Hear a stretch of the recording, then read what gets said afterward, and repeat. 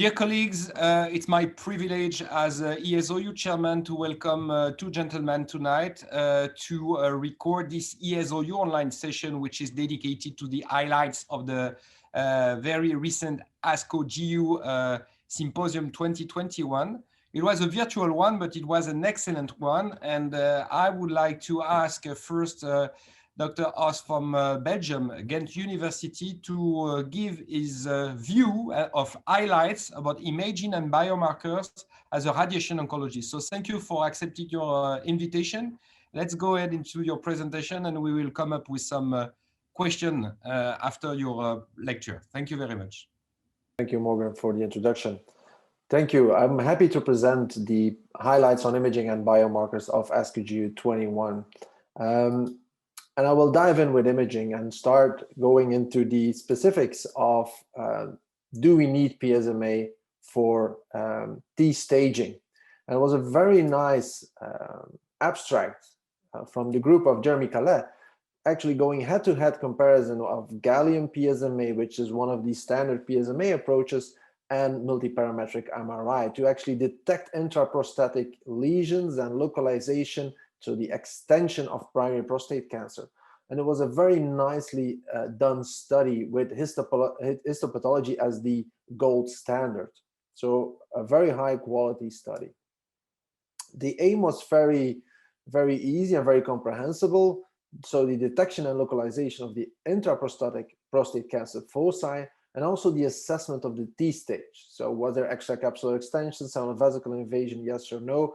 And was there a correlation of the PSMA with the multiparametric MRI, or is it actually better to combine both modalities?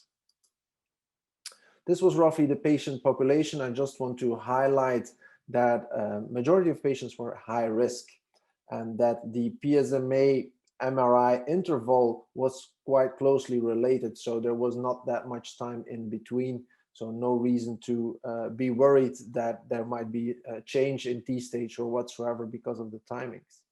And the delay between the MRI and surgery was approximately 100 days. So the study design, so they looked at the presence, localization, and the size. So, and then a T stage was assessed. Different nuclear medicine physicians looked at the imaging, as well as 3 different radiologists and 1 pathologist who did the whole mount sections. 2 specific methods were used. There was a segment level analysis to look at the localization, and a lesion level analysis looking at the detection. Now, this is the results for the prostate cancer localization. So on the left-hand side, you see that segment level analysis, and the different lines with their different colors. That is actually what you're looking at is the PSMA PET for a specific reader that is blue, red, or green, and the MRI looking at the orange, yellow, and light blue colors. So as you can immediately appreciate from this is that it's more or less in the same ballpark. There's not that much difference as to whether or not there is prostate cancer detection. So both modalities seem to work quite well. Now, when we look specifically at the T stage, here you can see the differences starting popping up. And the T stage is, of course, as a radiation oncologist, is very important because we need good soft tissue contrast to delineate our tumors. And for surgeons, it's very important to appreciate where the exact location is of the extracapsular extension or the seminal vesicle invasion to correctly do the surgery. And from this slide, you can appreciate that PSMA PET, which is the light blue line, actually falls below the MRI or combined PSMA and MRI usage.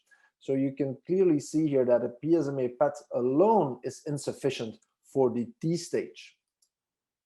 So they concluded from the study that both PSMA PET and MRI actually have a similar accuracy in detection of the presence of prostate cancer, which is okay. However, if you really want to have a detailed view, and that is what we want as a surgeon and radiation oncologist, on where the exact extracapsular extension or seminal vesicle invasion is, then you need the MRI. So they actually advocated that both modalities significantly improved tumor extension, but not prostate cancer detection rates.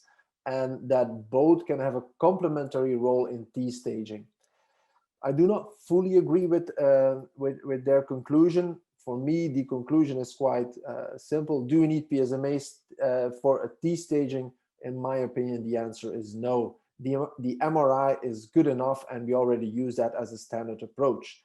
The PSMA will probably have a better use for the distant nodal staging or distant metastatic staging.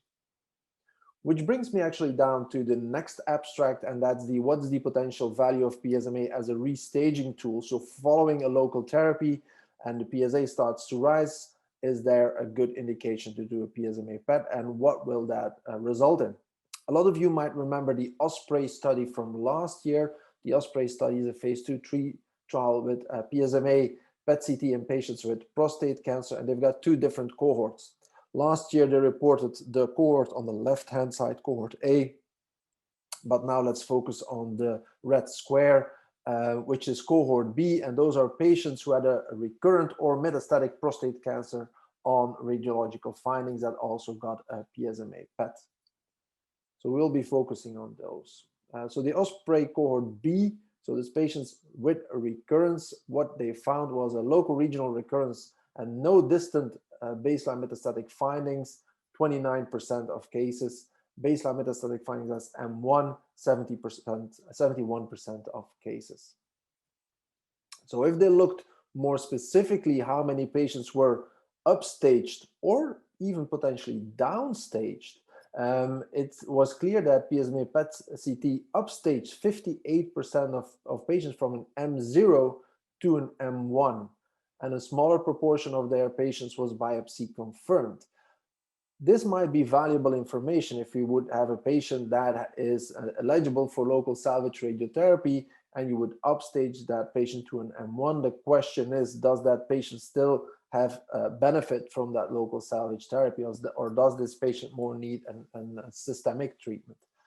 And quite remarkable, they also saw a downstaging in 22% of their patients. And I'm very much looking forward to the more detailed analysis to see what type of patients actually had that downstaging. So for their conclusion, it was pretty simple that the PSMA PET in the recurrent setting can actually have a shift in disease stage, which might impact treatment decisions, and ultimately, which is of course the goal, it might also impact the clinical outcomes of our patients, although we still do not know that at this time point. Going on to the next topic, which is biomarkers. One of the, in my opinion, important question is can liquid ctDNA replace tissue molecular alteration detection?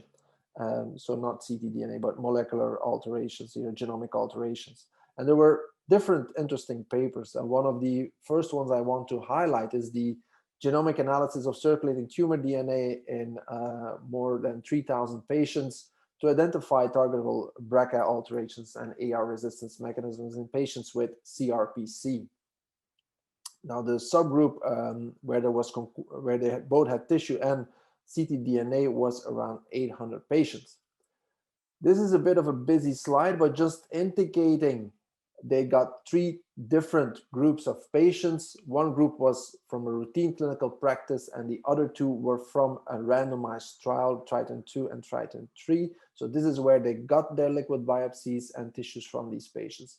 If you look at the right-hand part and you look at the totals, you see where I drew that red elliptical form is that 94% of the patients actually had detectable ctDNA, which is very promising, and so a very high yield. So patients with metastatic CRPC often have detectable genomic alterations. And this is might be important for our clinical practice in the future. Now, one of the important questions, of course, is how does your liquid compare to your metastatic tissue biopsy? And here you can see that most genes that were altered in the liquid were altered in the same way in the tissue biopsy and vice versa. So this is a very potential practical or practice-changing thing we might be seeing here, because now often if we want to go over to therapy, for example, a PARP inhibitor, we need, of course, tissue and a tissue biopsy, but not all patients with mCRPC have easily accessible lesions. Sometimes we might have technical difficulties getting our hands on tissue, and then the liquid might be a very interesting alternative, especially when we start thinking of repeating, for example, at the new or at treatment resistance, repeating that tissue biopsy. Here, the alternative would be that we can, with a simple blood draw, again, look at the mutations our patients have. So this is again looking a bit the same. So the concordance of specifically BRCA1/2 alterations in liquid versus tissue biopsy pairs from the same patients. If you look at the squares on the left-hand side, you see tissue and liquids. So 67 patients both had their mutations found in both the tissue and the liquid. In 5 patients, the tissue picked up a positivity, so tissue only, not being picked up in the liquid, although the liquid in up to 20 patients was actually positive for BRCA1 or 2 mutations, which were not being picked up in the tissue. So it might be that even the liquid has additional value on top of tissue here. So they concluded that the majority of patients with mCRPC actually have a ctDNA signal, which is of course very important in practice. And it largely recapitulates the genomic landscape that is detected in tissue biopsies. And that is also very important, that the same alterations are being picked up and the correlation is quite high. When going to the next one, which I found very interesting, is looking at profound data. So this was a poster that was presented looking at the olaparib efficacy in patients with mCRPC and circulating tumor DNA in BRCA1, 2, or ATM. I'm not going to go over all the specifics. I will go over to the results. And here on the left-hand side, you probably see a plot that you already saw before, looking at the primary endpoint of the study, radiological progression-free survival, with the olaparib arm having a benefit over the control arm. And this was based on the tissue analysis of patients being BRCA or ATM positive. On the right-hand side, you see more or less the same plot, but here the mutation detection was done with ctDNA. So they looked at all the patients that had a ctDNA sample. They looked at the mutations, and here you can again clearly appreciate that probably the same results can be obtained with the ctDNA as we've seen with the tumor tissue. Here as well, confirming the same for the overall survival, good correlation between the tumor tissue and again the ctDNA, looking at the benefit of olaparib. So from both of these abstracts, my take-home messages is quite clear, and I think that tissue is at this time point still the gold standard, but liquid might be a very interesting alternative. Probably in the future, as we might see standardization in these liquids, we might even get better at it, and it might completely maybe even replace the tissue as the new gold standard in the near future. Thank you. Thank you, Piet. It was not an easy task to bring back the highlights, because it was, I would say, a big congress with a lot of communications, but I think you have pinpointed very good studies and very good trials. It's absolutely important to go back, in my mind, to the PSMA and PET and PET imaging, because I would like to go back to the big picture we have in Europe, because it was a congress which was supposed to take place virtually in America. Do you think that we can translate all these results already in our practice in Europe? Because I know, as far as I know, in France there are discrepancies and difficulties to access to a PET PSMA, which is not the case, I believe, in Belgium or in Switzerland. And would you think that another marker such as the choline would be as useful as the PSMA is? And if we consider to use PET PSMA for the staging of prostate cancer, for instance, is it going to be difficult to access?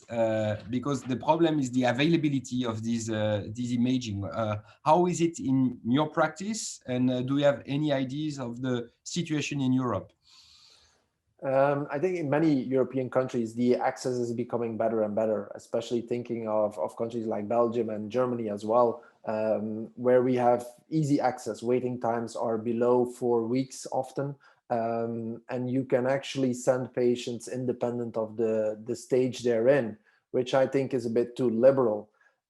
So I think the access will come, it will become more and more available as we've seen in these different countries. But it will depend, of course, on the regulators, how strict they are. And for example, in France, they've been far more strict, which of course creates a bit of difficulties in between European countries, where some have liberal access to almost any indications and others have no access, which I think is not which doesn't make sense in Europe, I think. As coming to your question about choline versus PSMA, I think PSMA is far more sensitive, far more specific. So the role, if you have the availability of a more sensitive and specific imaging, I think you should use that. I think a more important question is, what is the best indication for PSMA? And that is something which is far more difficult. In my opinion, as a primary staging tool, we know from data like ProPSMA that we will be picking up more patients that are actually metastatic and not high risk. But the question is, if we then change our management based on this PSMA results, will that result in a patient living longer? And that is a question that is still not being answered. The only thing which we might be doing is stage migration, putting our patient in a different basket, giving them another label. You're now metastatic, palliative. We won't, for example, go for surgery.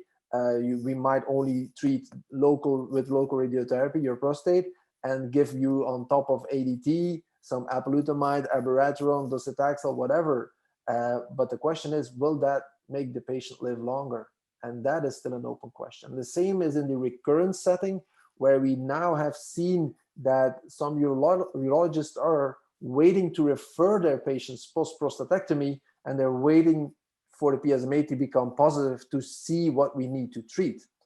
And that has a big pitfall, because the local sensitivity of a local recurrence is not that good.